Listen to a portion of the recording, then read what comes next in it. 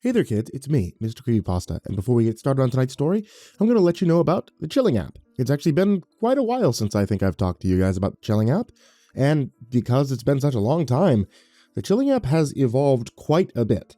If you guys want to check it out, of course it's available on your phones, iOS and Android, Google Play Store and all that, but you can also head over to chillingapp.com. I think before I told you guys to head over to chillingapp.com to look at maybe contests or something that they would be offering there as incentives to download, but now, oh my god.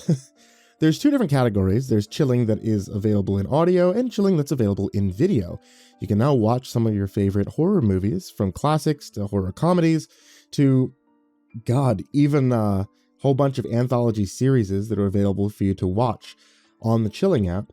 You also have your classics such as audio as well. If you guys want to hear some podcasts, if you guys want to hear horror stories with the ability to customize your own background sounds and music, or if you just want to listen to some audiobooks, they're all available now on the Chilling app. If it's something that you checked out when I worked with them before, and you haven't checked them out since, I really suggest you do so, because you've been missing out on quite a bit. And still, they have some of your favorite narrators on there as well, such as Autumn Ivy, Yearmaker, and Mr. Creeps, as well as stories from yours truly. Speaking of stories from yours truly that are available in the app, this is one such story that you can find on the Chilling app. If you guys want to check it out, links to it will be in the description down below. And now, on to tonight's story. What Color Are the Walls? By Corpse Child. $10,000 to anyone who can correctly tell us what color the walls are. That's what the sign said. The white sign with black letters. See, I can still tell you what color that is. I can tell you that as well as the color of the building, the sign was plastered over it. Very dingy gray. It was about as depressing as the cloudy sky when I saw it that day. I still remember how gray everything was around me, like if all the color was engulfed by the gray, depressing hue of the overcast. I remember these things, these colors. I know they stay the same, but that room, I truly don't know anymore. For God's sake, I don't even know if I'm even in the real world anymore, if I'm still somewhere in the damn room. It's been only a few hours now since I participated in the experiment. It was a week ago when I first saw the sign. I was walking home from another day, essentially wasted behind my desk at the office, typing out budget plan after budget plan just to make sure that glorified chimp in a three-piece tux would finally quit cracking his bullwhip over me about the numbers not being satisfactory or not enough profit being ground out from this or some happy horse shit like that. Mr. Ivan the Ape, or Monkey Ivan. Those are what a few bold and rather hyper-pissed-off coworkers called him behind his back. It wasn't the color of his skin, his ghoulish, pale, albino skin that earned him this nickname, funny enough. No, it was how the bastard couldn't seem to know how to use anything newer than Windows XP, much less run the company of an aspiring tech brand. Yet he'd still beat his chest in a huff if every little detail wasn't to his liking. Just imagine an albino Donkey Kong in a suit. You'd have just about an accurate enough picture of Mr. Ivan. Anyway, I say this to say that my day was already circling the drain as usual, and the way things were going, I didn't figure it would be long before he or Corporate One found some way to cut me loose. That's, of course, when I found the sign. A big white sign with bold black letters. At first, I was confused as all hell. 10 grand just to guess the color of the walls? My mind went through every possibility of there being some kind of catch, as well as what guessing the color of the room even meant. Was it some sort of game where the room would be covered by curtains and you'd have to guess which one would be which color? None of it made sense, but I guess an easy 10,000 in my situation must have been too good a deal to pass up, and I went inside. Like I said earlier, the building was depressing colorless on the outside. The inside, on the other hand, was the polar opposite. For the first 30 feet or so, the walls of the narrow corridor were like one of those blended color spectrums that you see on paint programs. As they went on, I saw them twist into different patterns, similar to a kaleidoscope. I guess the first weird thing I noticed or at least the first overtly strange thing, was how the colors on the walls sort of morphed into the new designs. What I mean by that is, for so long, the walls were one specific way and were very subtly sort of molded in a way you probably wouldn't notice at first. By the time your brain does catch on that, hey, something's different here, you're now wondering if the walls weren't like that the entire time. I know that's how it was for me anyway. It must have shown too, because the next thing I knew, I was snapped from a daze by a man wearing a purple button-up and khaki slacks. Strange, isn't it? The effects of colors. He sounded excited when he asked this, like he'd been practicing for some big sales pitch based on this. Sure, if you say so, I replied with a nervous chuckle. He stifled the giggle of his own as he watched me steal about 2 more glances of the walls. I heard him sigh in an almost condescending manner and put his arm on my shoulder, making it look like we were 2 art buffs gawking at Renaissance paintings in a studio. Yes, sir, you'd be surprised just how much color has an effect on our lives. More specifically, on our minds. Hell, without color, well, I'd say that we'd all go stark raving nuts. He ended this pitch with a little excited chuckle. But then again, he continued, what if color itself could make you go nuts, huh? I mean, think about it.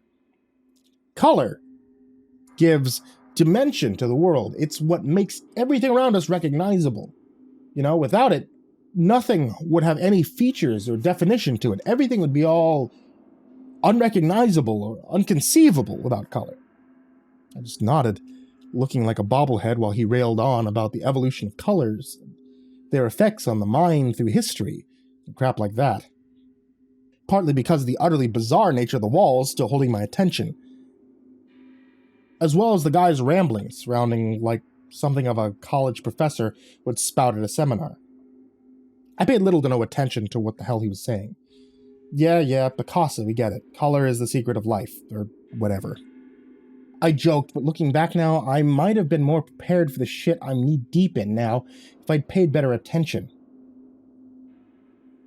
Finally, I was snapped from another daze when I felt him give me a clap on the back, saying, yes, sir, color has shaped our world. But now back to my earlier question, what if there was no color? What would you see? What would you do in the absence of color? I shrugged. I don't know. His hyper-enthusiastic grin widened almost painfully, and his big brown eyes widened, fully exposing the small red veins around them. Well, how would you, sir, like to find out? I just stood there, frozen, not really sure what I was supposed to say. Being completely honest here, I was utterly mind-fucked with everything in that moment, that despite wanting nothing more than to haul ass out of this little bizarro funhouse, I just couldn't seem to move or speak or even think straight for that matter. Fortunately, I guess, his question didn't seem to require an answer because he immediately launched into his pitch about this experiment they're doing to test the mind's stability in the absence of color. Our hypothesis, he stated, is that in an environment devoid of colors, shapes, or anything, you won't be able to tell what's real anymore, hence our pitch. 10 large to the first person to prove this hypothesis false. I looked stupidly at him. So basically it's sensory deprivation? I suppose you could look at it that way. Pretty mild way of saying it in my opinion, but to each their own. Well, how exactly am I supposed to look at it? He continued grinning, looking almost maniacal now. As a test, sir. The ultimate test of both your senses as well as your mind, to see just how far it can be stretched, with literally no stimuli at all. He then winked and asked, what do you say? With almost no thought, I scoffed and told the guy to blow it straight out of his ass before striding towards the door I came from. I was about 4 feet from the door when he caught up to me, stopping me. Wait, he said, thrusting his hand in my chest. I saw it was a little silver business card reading in bright blue letters, Brainstorm LLC, where only the mind grants you power. Just consider it. I stuffed the card in my pocket, then pushed my way past him and out the door. I walked the rest of the way to my apartment, albeit with a more agitated and nervous stride. My mind was swimming all night with the whole thing, robbing me almost completely of sleep and continuing still into the next morning. Because of this, I was barely functional at work. What was worse was that it was the due date of Q3's sales reviews, which in turn earned me a grade A ass chewing out from the old Monkey Ivan. In the end, I was told to go home early that day and told not to come back for another 5 days. Unpaid leave. Great. Fan-frickin-tastic. Now I'm out half my next paycheck. Still needed another 35 hours for my salary. Plus I was gonna turn and gun for some overtime. Oh, fucking well. So there I was, sitting in my apartment, wishing I could down a few shots and lose myself to blissful inebriation. And just my luck, I had no more jack. Being stiffed on my next paycheck, I figured it'd be my best move to try and hold tight to what I had, despite how much I needed some kind of relief. Oddly though, much of my thought was still trapped in the whole colors situation. I can't explain it, but I found myself actually thinking more and more about what the guy was going on about, how color is what defines everything around us, how color is how we can perceive the world around us. Don't get me wrong, the guy was a complete nutjob, straight out of the wacky shack, but still, something about the ways that he was saying it at the time made me legitimately wonder. What would it be like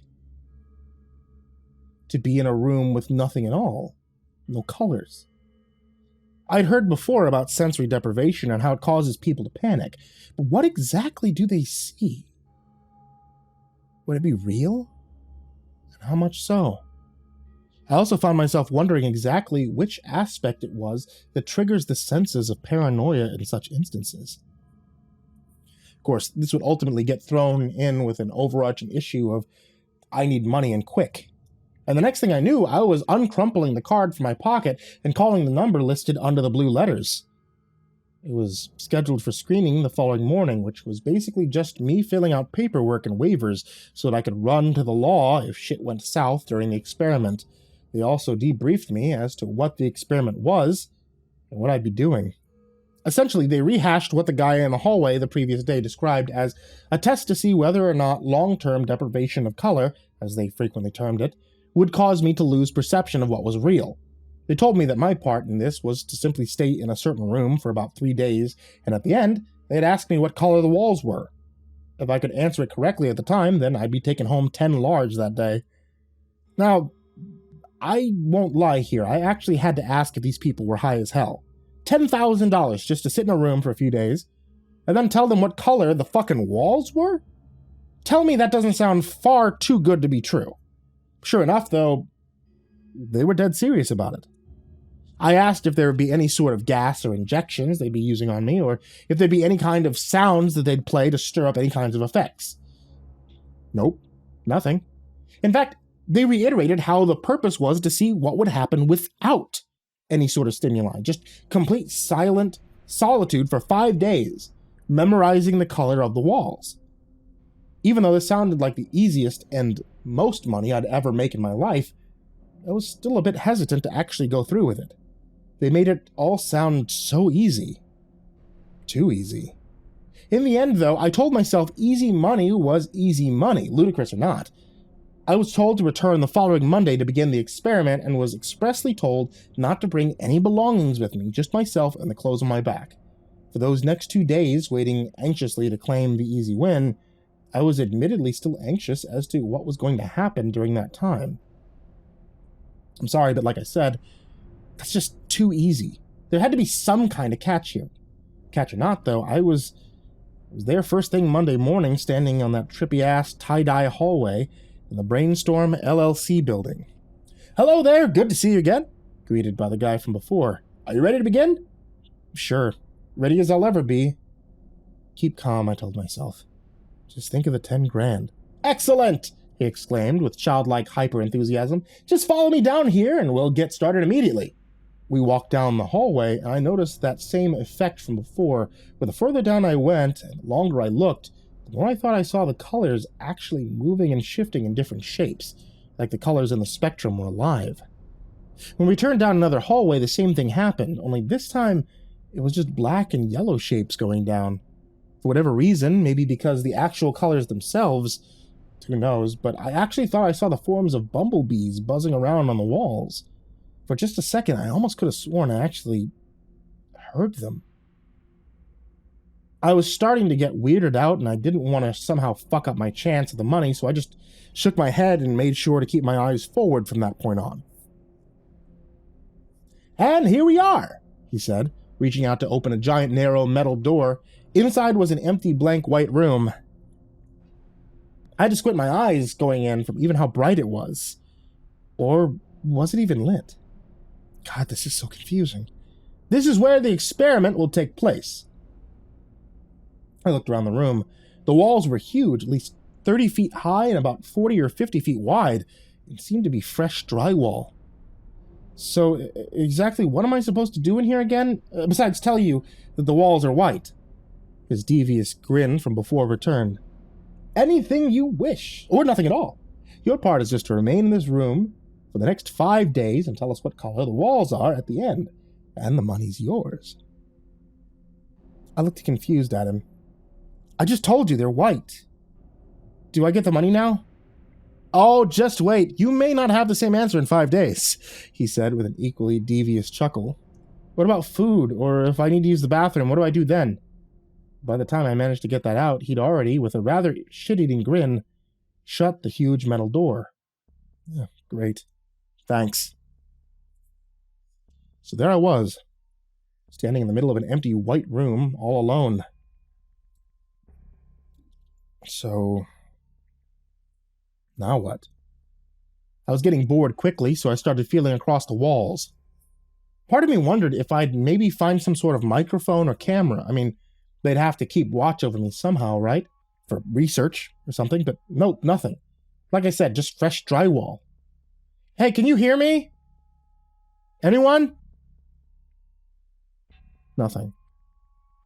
Okay, so I guess they can't hear me. I tried testing this by shrieking and howling at the top of my lungs like a deranged hyena. Still nothing. So they can't see me, and they aren't listening. But how are they experimenting then? How if they're not taking any sort of notes or anything like that? That's when I thought back to what they told me, that all I had to do was stay in the room for 3 days and tell them that the walls are white. But maybe I'm thinking too much into it here. I took a deep breath. Just keep cool. Tell them the walls are still white. And that money is as good as mine. Simple as that. I began fantasizing about the things I'd do with all that money. I mean, that's at least 3 paychecks right there, and all just for telling these eggheads that the walls were white. I began pretending that I was making it rain, showering in money. I mean, why not? I already found out no one was watching. That's when the first weird thing happened, though. It was while I was imagining fanning myself with the cash that I thought I could actually feel it in my hands. It was soft and thin, like money paper. I opened my eyes and, of course, saw nothing. It was a little odd, but I figured that I was just caught up in the moment, you know how that goes. You get so excited about something in your mind and senses fixate on it, and all of a sudden you think it's actually there, but it's really not. Well, I thought that's what it was at first, but then for a brief instant, I thought I actually saw dollar bills raining down from the ceiling. I rubbed my eyes, I looked again, and nothing. Huh? I was confused. Where was the money? It was there, right in front of my face. Wasn't it? Cut it out. There wasn't shit there, you know it. I yawned. I was getting tired, which I figured probably was why I thought I saw money coming from the ceiling. I mean, that made sense. I mean, I had been in the room for God knows how many hours with literally nothing to do. Boredom was making me tired, which then made me think I saw money falling from above. Yeah, that's all it is. Boredom screwing with your head. Shut your eyes for a while and everything will be fine. I laid down and, surprisingly, the floor was actually comfortable. Almost as soft as the red satin sheets on my bed back home. In almost no time at all, I was falling asleep. Just before my eyes closed, however, I could have sworn I saw a giant wave of red all take up the floor. I was asleep before I could give it any further thought. I don't know how long I was out. It felt like I'd slept for the remainder of the experiment. When I awoke, though, you guessed it, white walls. I tried going back to sleep, but no luck. The floor didn't feel soft anymore. If anything, it felt like concrete, almost. Out of instinct, I felt around the floor and the walls. They all now felt rough and coarse, like they were made from cement. Then, the more I looked at them, the more I noticed they looked more grayish now, as opposed to their original blinding white. But how? I rubbed my eyes and looked again. White again. About a solid 5 minutes, I just stood staring at the wall. What's going on here? I did just see that, right? The wall was just gray, right? But how? How were the walls gray? The walls can't just change color like that. Or can they? I shook my head. Of course they can't. Stop being stupid. Walls can't change color. But I told myself this. Another thought sent my thoughts further into a frenzy. What if the color of the walls didn't actually change at all? What if they were actually gray the entire time? Maybe I was just imagining the whole thing that they were white. Look, I get it. The illusions of the money falling from the ceiling and the soft satin-colored floor were one thing. I could write those off, no problem. It was just my mind playing tricks on me because of exhaustion and boredom. But this wasn't as easily passed off. I mean, think about it. White and gray aren't that different, right? Both are lighter colors, gray just being the combination of white and black, of light and dark. Could the walls actually be gray? I looked around again and saw the walls still looked white. I felt them again, still felt like common drywall. At least what I thought drywall at that moment was supposed to feel like. That was another thing. How in the hell was I feeling things that weren't there? Again, I know some of it could have just been my mind, but why or how was it that one moment the walls felt soft and smooth, and the next they're completely different? Unless, of course, I was only imagining that it was drywall to begin with. I started rubbing my temples, feeling the onset of headache. Fuck, man, this is ridiculous. You seriously gotta cut this shit out. The walls are white, and you know it. I decided I'd just keep repeating that over and over like a mantra. The walls are white. The walls are white. The walls are white. Eventually, I started feeling hungry. Hey, how are we doing lunch? I'm still kind of hungry in here. I knew no one was going to answer, having already established they can't listen, but I didn't know what else to do. I started imagining the taste of a thick, tender, juicy steak burger with a large side of fries. I thought of how the medium-rare beef would sting my taste buds with a generous douse of barbecue sauce, and suddenly there it was, in my hands, a soft, juicy steak burger, complete with a garlic toast bun that had been baked to a perfect golden brown. For a moment, I just stared at it. My head was spinning. Where the hell did this come from? How did it come from? The pain of hunger quickly overruled logic, though, and I took a big bite out of the sandwich, or at least what I thought was a sandwich. Only after a sharp pain shot through me did I realize I'd just bitten into my hand, not a steak burger. My hand was in a lot of pain and starting to bleed. Now I was starting to get pissed. What the fuck was going on? How was I seeing shit? Shit that I knew damn well wasn't there. And the walls, why were they changing colors? They're supposed to be white. There wasn't any food. There wasn't any cash raining from the ceiling. There was no soft satin floors. And the fucking walls were white. Weren't they? I looked again, now seeing tiny black dots covering them. Now I knew something was up. Those definitely weren't there before. This did make me rethink my conclusion that they weren't watching me. Could these dots be cameras? That could have made sense, except then how come I didn't notice them before? Even if they were hidden in the walls, I should have been able to feel them or something through the thin drywall. But then again, that's assuming that this was even drywall. When I reached out to touch one of the dots, my eyes damn near shot out of their sockets when I see them beginning to move like a swarm of ants as my fingers passed across the wall, some of them crawling up my arm, but that wasn't possible, was it? Dots can't move. When I jerked away, though, the dots, they were still again. Like they never moved. They didn't move, right? Dots can't move. Then again, there were no dots either. The walls were white, blank. No dots, no satin floor, no money falling, just white. The walls were white. The walls are white. The walls are white. Eventually, this droned in my head so much that I was once again feeling sleepy. Like before, I was out before my head touched the floor. Though this time, the ground was still rough and coarse instead of soft like it had been before. Also, I remember faintly seeing the tiny black dots moving again, swarming frantically around me, slowly trying to get closer and closer. I wasn't asleep for long. I remember dreaming that the dots were crawling all over me like a mound of fire ants, burrowing into every orifice they could find. I felt them everywhere, inside and out. Eventually, I was blinded when they began to scuttle inside of my eyeballs, and I started choking, suffocating as more of them stuffed themselves down my throat.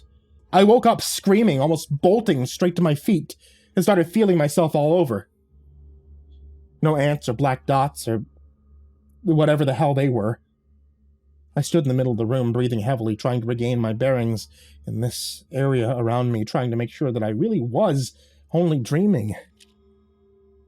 Of course, it didn't help that now, somehow, the dots were gone. Now replaced by micro-thin black lines. By now, I was beyond trying to rack my fucking head on whether or not the dots had actually been the lines the whole time. And hell, by then, I was almost convinced that that was how the room had always been. White? Or was it gray? With thin black strands that looked like piano wire. But that still brings me back to the earlier question. Why hadn't I seen any of this before? How do I know this is actually how the room was from the beginning? I mean, I saw the fucking room, and I remember the color of the fucking walls being white. Don't I? I closed my eyes and began straining to remember the way the room looked when I first went in. Large, blank, white. Gray. Fuck! I couldn't even tell anymore if the walls were white or gray. Moreover, I couldn't really be sure they were actually blank. Maybe the dots, strands, whatever had been there from the get-go. Maybe it was like the walls in the hallway. How I thought the tie-dye colored walls were shifting, but actually weren't. That would make sense. Maybe the reason I thought the dots were ants was because that was the color I associated with ants. Basically, I pictured ants when I saw the tiny dots, so my mind made me think the dots were moving, just like how I thought the floor was soft because I imagined I was in my bed, and because I was hungry, I imagined the tan-skinned hand to be the toasted bun of the sandwich. Color's what makes everything around us recognizable, you know? I was finally beginning to understand it. I finally started understanding why the challenge was to tell them what color the walls were, because... But with this, I realized I wasn't really sure what color they were to begin with. Were they white? Were they blank? Was all that the illusion the entire time? Do they even know the color of the fucking walls? My breathing started getting heavier and heavier, feeling like I was being strangled. The next thing I knew, I saw two of the strands coiled around my neck, tightening like a noose. I began clawing at my throat to pry them loose, to no purpose. Soon my vision began to blur, and I was only able to let out strained wheezing. I closed my eyes and started repeating over and over in my head, "They're just lines. They're just lines. They're just lines." Finally, I felt able to breathe again. Opening my eyes, the room was like it was before, white. Maybe gray, with long, thin strands, maybe dots. And that's when I began laughing. It wasn't a ha-ha funny shit laugh or even a laugh of relief. It was like the laugh of one whose mind has been bent and twisted every which way until it finally began snapping like a twig. I couldn't take it anymore. The room, the experiment, the goddamn colors, all of it. I couldn't take the mind fuck anymore. I didn't even care about the money anymore. I had to get the fuck out of here. Without thinking, I bolted to where the door was, or I thought it was. When I began trying to pry at the cracks of the doorway, I realized my fingers weren't grabbing anything, simply just brushing the thin black strands going down the wall. Where's the door? It was right here, wasn't it? Where's the fucking door? Then again, I began thinking, had that been where the door was? Was there even a door at all? That was when I truly lost it. I began driving my head into the wall as I screamed, "Let me out of here! Let me out! Eventually, I finally blacked out again from the constant trauma, and when I woke up, God only knows how much later, I was in what looked like a hospital room. It was dark. I didn't see anyone, so I guessed it was nighttime, and my head was still fuzzy and everything was still blurred. Feeling around, I found that I was lying in a soft bed, with thin white linen covering my legs. In my pocket, I pulled out the crumpled up Brainstorm LLC card. On the back were the words, "Thank you for participating in the latest Brainstorm LLC experiment." Everything was quiet. There wasn't even the beeping of an EKG machine. How did I get here? Slowly, everything started coming back to me. The lines, the dots, the money falling from the ceiling, the soft floor, the walls. That's when panic struck me like a knife. The walls, the experiment, what happened? Is it over? Did I pass or fail? How the hell did I even get out? I am out of the room, right? Jesus Christ, I don't know anymore. Am I out of the room? Am I actually in the hospital right now? Or am I just seeing what my mind is telling me, or what I guess the colors are telling me is a hospital room? I don't even know if the phone I'm typing this on is real. I mean, it's a white iPhone, or am I... At least that's what I'm seeing it as. But is it actually a phone? How do I know it's not just something from the room again? I need help. I need help, please. If this is real, if I'm actually in the real world now, someone please tell me. Someone give me a sign. Anything to prove I'm not in the room anymore. God, I don't know what color the walls are. I don't know what color anything really is anymore.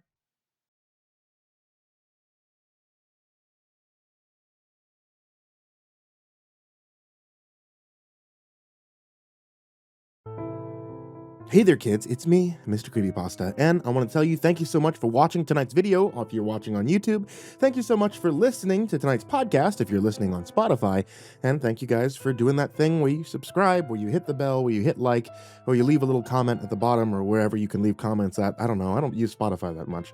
And finally, I want to give a huge thank you to everybody who supports me on Patreon. This past year has been rough. I've been gone for quite a while trying to get things organized for my own life, and Patreon subscribers, you guys who subscribe everywhere, this has kept me afloat in turbulent waters. So I want to give a very special thank you to Jordan Humble, Diana Kraus, Disciple, Strategy Wolf Emoji, SullyMan, Brandon Mendoza, Brimstonepandemonium, Caltuna, William Wellington, Scruffy the Janitor, Brenna LaQueda Canizales, Smiley the Psychotic, Djenna, Dante Kinkade, SimbasBloodyMojo, Mephistopheles, CursepoxPrimarch, M, Jesus Cornejo, Yarghoul, VerbalHorror, Amber Clark, J. Kearns, Mike, himbojerry, CrusaderChocobo, Corbin Dallas, Estebean, Seclude, Salty Surprise, Red Shadowcat, Turtleman, Cryolinian, Mr. Marcus Blitz, Dirt Diver 030, Voice of Sand, Psychomel, Melted Lake, Tali Sue, William King, Sashi Suzaku, Croconut 509, Stricken, Freddy Krueger, Hades Nephew, Acid System, Sky Harbor, Nico Kyle, The Ginger Bros, Aaron Stormcrow, Daniel Polson, and Corey Kenshin. I really appreciate your support, and I cannot thank you enough.